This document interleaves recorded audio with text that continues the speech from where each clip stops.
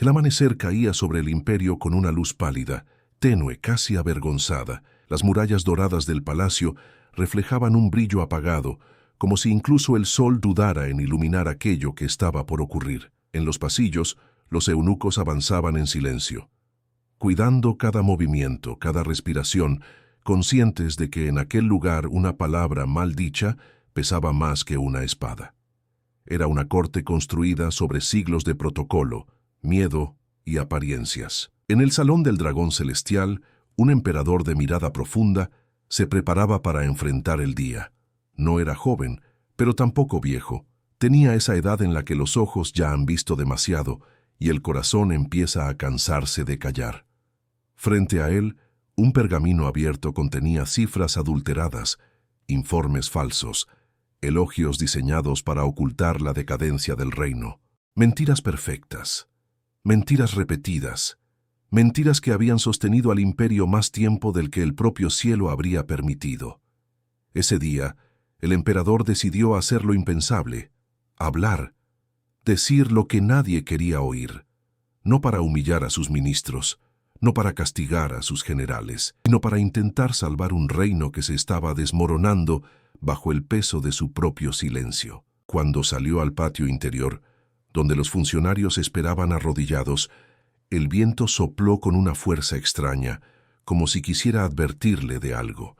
El emperador respiró hondo. Su voz, cuando habló, no buscaba poder, buscaba verdad.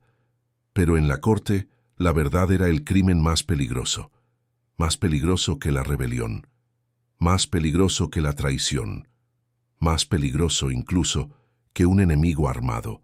Porque la verdad, cuando se dice en un imperio acostumbrado a mentirse a sí mismo, tiene el poder de derribar siglos de silencio. Si estas historias que el tiempo intentó ocultar tocan tu espíritu, suscríbete y acompáñanos a desenterrar las voces que nunca debieron callarse.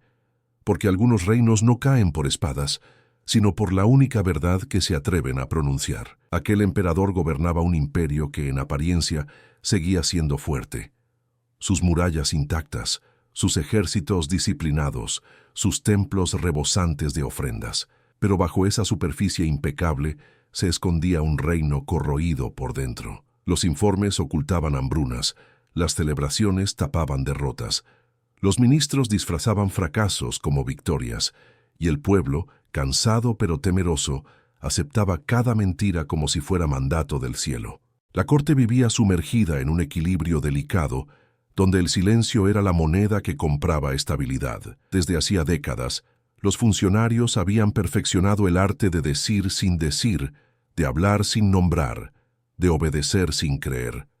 Los generales maquillaban cifras de tropas, los consejeros inflaban los tributos recaudados, los astrólogos alteraban presagios para no incomodar al trono.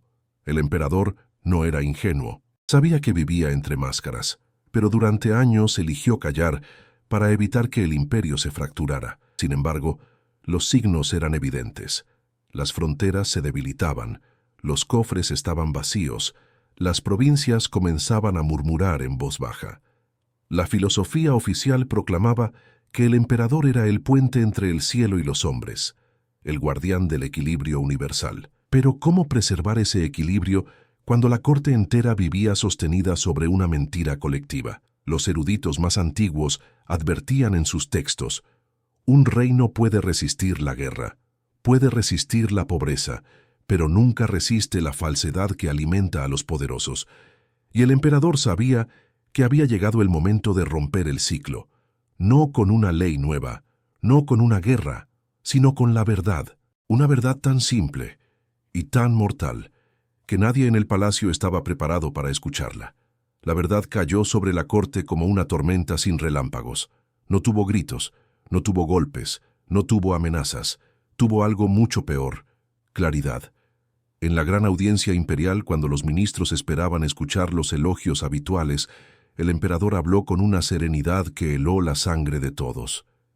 Este imperio, dijo, no es fuerte, no prospera, no avanza, está enfermo, y ustedes lo saben. El silencio que siguió fue tan profundo que hasta las antorchas parecieron titilar. Los funcionarios intercambiaron miradas nerviosas. Los generales apretaron los dientes. Los escribas dejaron de escribir. Nadie respiraba. Porque una mentira compartida es un refugio, y una verdad compartida es un incendio. El emperador continuó, mirando a cada ministro como si pudiera ver a través de sus corazones. Me traen victorias que no existen. Me ofrecen tributos que no llegan. Me muestran documentos que contradicen lo que ve mi pueblo. ¿Creen que el cielo bendecirá un reino que se alimenta de falsedad? Las palabras no acusaban, revelaban. Eso era lo imperdonable. Al pronunciar aquella verdad, el emperador rompió un pacto silencioso que mantenía al imperio en equilibrio. Los ministros no temían su frase, temían la repercusión, porque si el emperador reconocía la decadencia, los pueblos lo sabrían. Si los pueblos lo sabían, se atreverían a cuestionar. Si cuestionaban, el imperio podría caer. El canciller de hierro fue el primero en reaccionar. Se inclinó con respeto, pero sus palabras eran veneno puro. Majestad, una verdad pronunciada en el momento equivocado puede destruir más que 1000 espadas. El emperador respondió sin levantar la voz. Es mejor caer diciendo la verdad que reinar construyendo mentiras. En ese instante, el conflicto despertó. No entre ejércitos, no entre provincias, sino entre un hombre que decidió hablar y un sistema entero que solo sobrevivía si él guardaba silencio. Después de aquel discurso, el palacio dejó de ser un hogar y se convirtió en un laberinto lleno de sombras. El emperador caminaba por los mismos pasillos, veía las mismas columnas, respiraba el mismo incienso, pero todo había cambiado. Los eunucos evitaban mirarlo, los ministros hablaban entre sí en murmullos afilados, los generales se retiraban antes de que él entrara a una sala. Decir la verdad lo había convertido en un extranjero en su propio trono. El canciller de hierro convocó reuniones nocturnas. Los gobernadores enviaron cartas secretas a la capital. Los astrólogos revisaron los presagios, buscando señales que justificaran lo que todos ya planeaban en silencio. El emperador no era ingenuo. Sabía que había sellado su destino, pero también sabía que un imperio construido sobre mentiras no podía salvarse mientras todos fingieran que nada ocurría. Una noche, mientras caminaba hacia el pabellón del espejo celestial, el lugar donde los emperadores buscaban claridad espiritual, escuchó pasos detrás de él. No eran rápidos, no eran ruidosos, eran calculados. Era el sonido de los hombres que ya no temen a su soberano.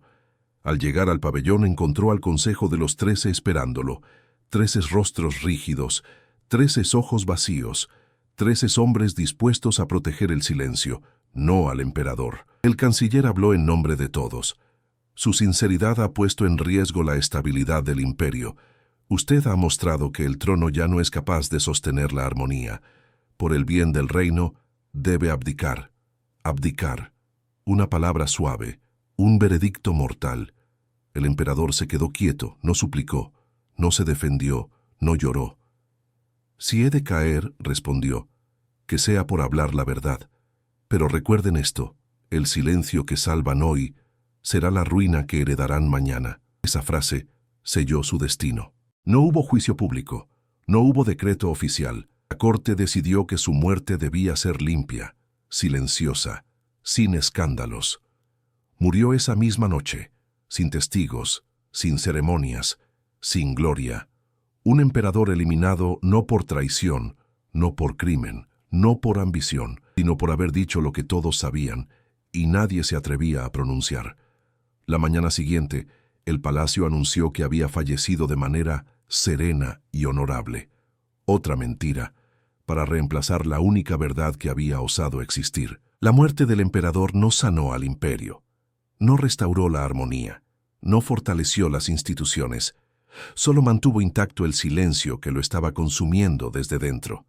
Pero incluso en medio de ese silencio artificial, comenzó a surgir una resistencia inesperada, una resistencia espiritual, frágil pero luminosa, nacida no del poder, sino de la memoria. Los eunucos que presenciaron sus últimos días empezaron a dejar pequeñas marcas secretas en los corredores, una línea trazada sobre una columna, un pétalo escondido bajo un farol, un carácter diminuto escrito detrás de un tapiz. Ninguno hablaba, pero todos querían recordar.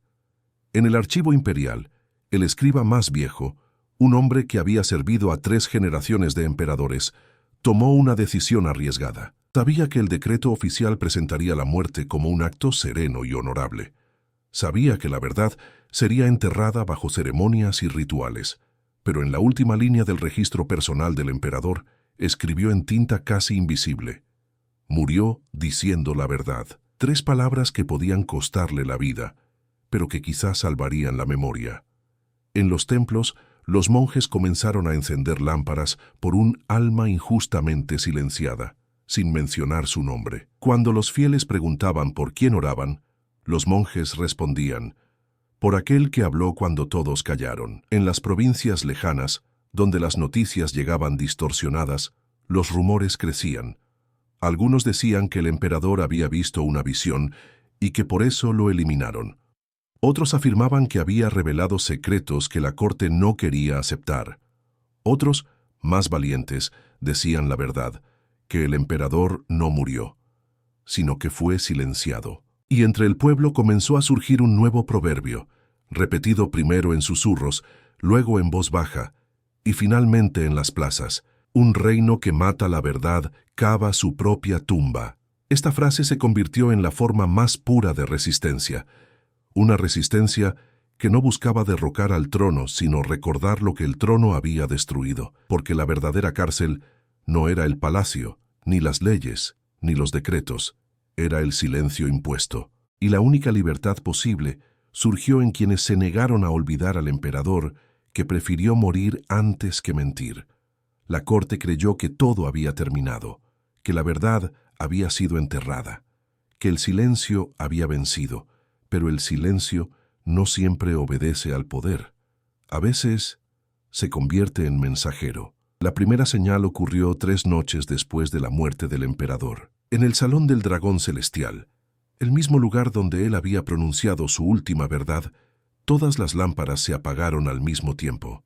No hubo viento, no hubo temblor, no hubo manos humanas, solo oscuridad repentina, absoluta, como si el palacio hubiera exhalado un lamento. Los guardias corrieron con antorchas, pero cuando llegaron, las lámparas se encendieron solas, no con fuego común, sino con una luz tenue, extrañamente blanca, como si el aceite se hubiera transformado. Los ancianos del palacio se miraron con terror.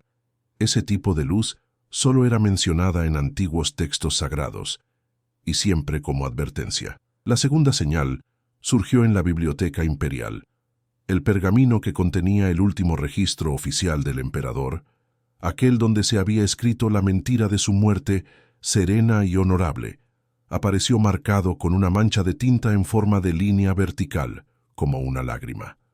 Nadie admitió haber tocado el documento, y sin embargo la marca estaba allí, fresca, imposible de ignorar.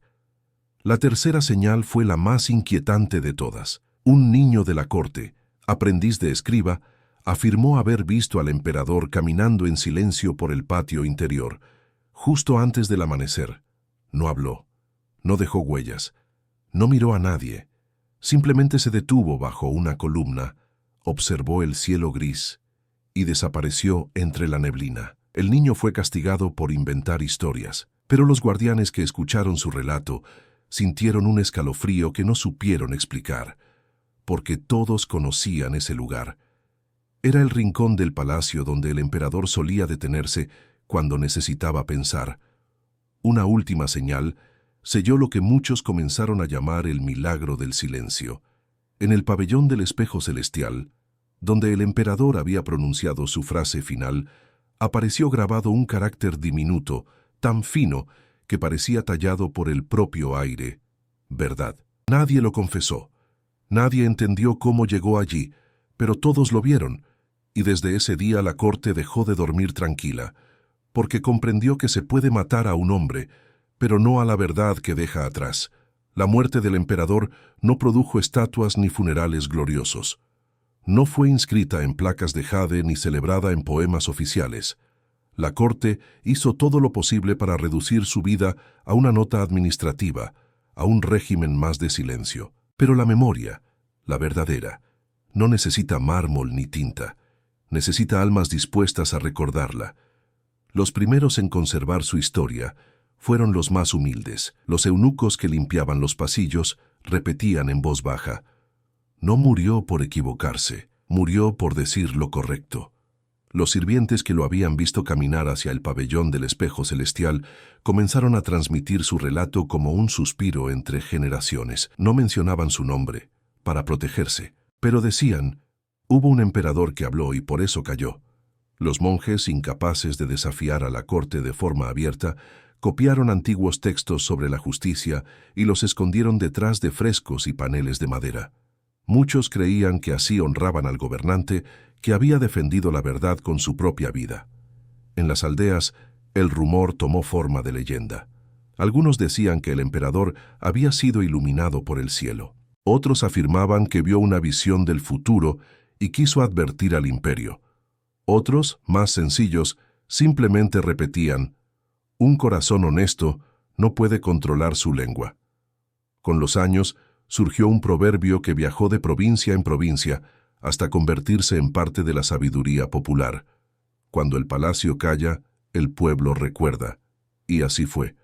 Aunque la corte intentó silenciarlo, el pueblo preservó su historia de forma fragmentada, imperfecta, pero viva. Siglos después, un erudito encontró un manuscrito antiguo donde alguien había escrito, con tinta casi invisible, una frase que no figuraba en ningún documento oficial: el emperador que murió diciendo la verdad dejó más legado que los que vivieron repitiendo mentiras. Ese fue su linaje final, una memoria que no pertenecía al trono, sino a la conciencia de un pueblo entero. Hoy, cuando miramos hacia los imperios del pasado, solemos recordar sus batallas, sus conquistas, sus murallas imponentes y sus ceremonias llenas de gloria.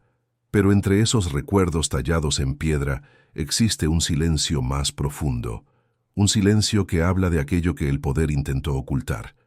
La historia del emperador que murió por decir la verdad no aparece en los anales oficiales ni en los discursos de los cronistas imperiales, pero permanece viva porque revela un principio que atraviesa siglos, fronteras y lenguajes. Verdad es peligrosa cuando todos han elegido vivir en una mentira. Aquel emperador no buscó gloria, no buscó venganza, no buscó reformar el mundo con decretos. Solo quiso que su pueblo dejara de caminar a ciegas, y pagó el precio más alto. Su caída nos recuerda que el poder teme menos a los enemigos externos que a la honestidad que nace dentro de sus propios muros. Porque un imperio puede resistir al hambre, a la guerra, a la traición. Pero ningún imperio resiste cuando la verdad ilumina aquello que ha construido en la oscuridad. La memoria del emperador vive en la conciencia colectiva como un faro silencioso. Un recordatorio de que la verdad, incluso cuando se intenta sepultar, encuentra un modo de regresar. A veces como un rumor, a veces como un símbolo, a veces como una simple palabra grabada en el aire. Si esta historia ha tocado tu espíritu, compártela para que no muera en el silencio, porque la fuerza de un pueblo no está en obedecer sin pensar, sino en recordar aquello que el poder quiso olvidar.